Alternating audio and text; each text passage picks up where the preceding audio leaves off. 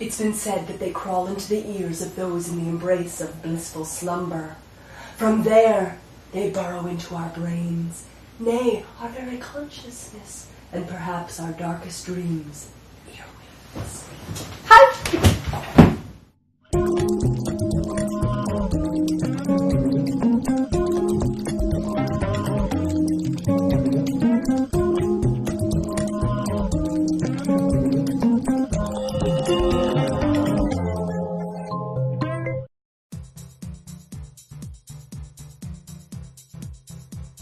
Dermaptera. Derm means skin, think dermatologist, and ptera means winged. So these insects are the skin-winged, and they're also commonly called earwigs. Ears are made of skin, so that's how you can remember it.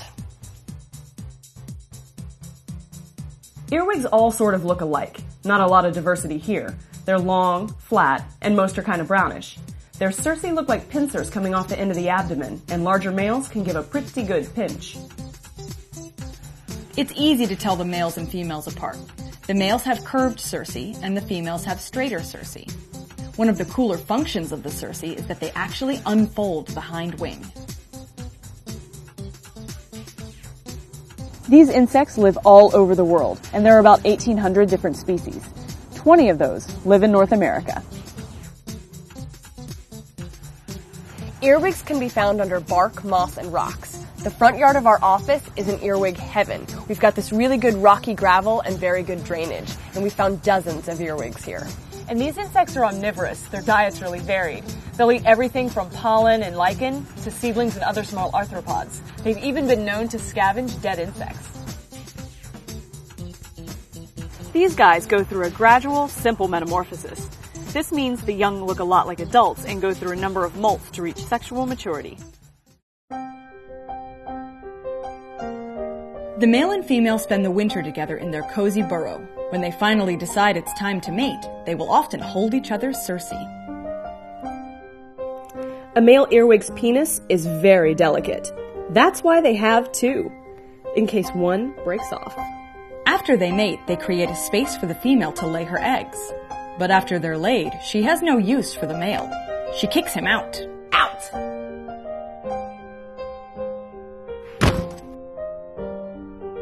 The female then cares for her offspring alone after they hatch, but her patience does run thin. If her young stay too long, she'll eat them.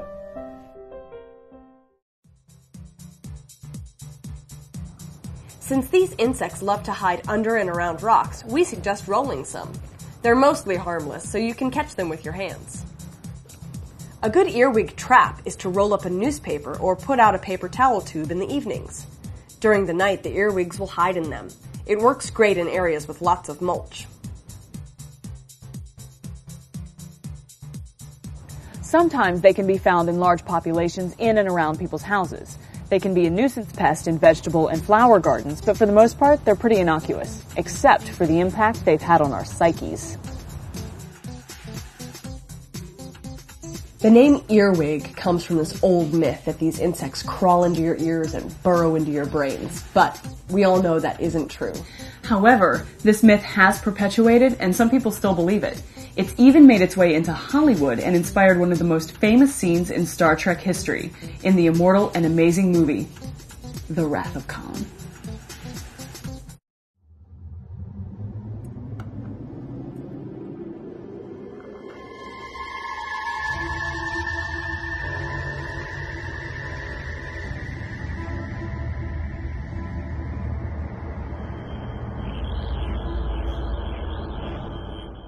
You see, they enter through the ears and wrap themselves around cerebral cortex.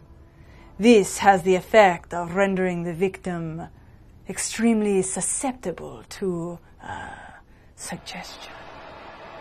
Later, as they grow, follows madness and death.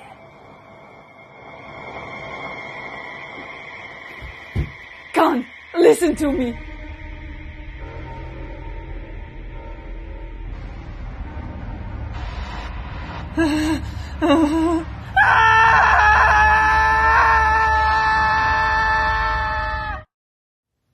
on, really? Nothing?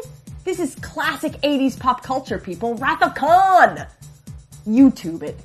But for real though, earwigs do not crawl into your ears and they don't burrow into your brains and control you. Right, Jess? No.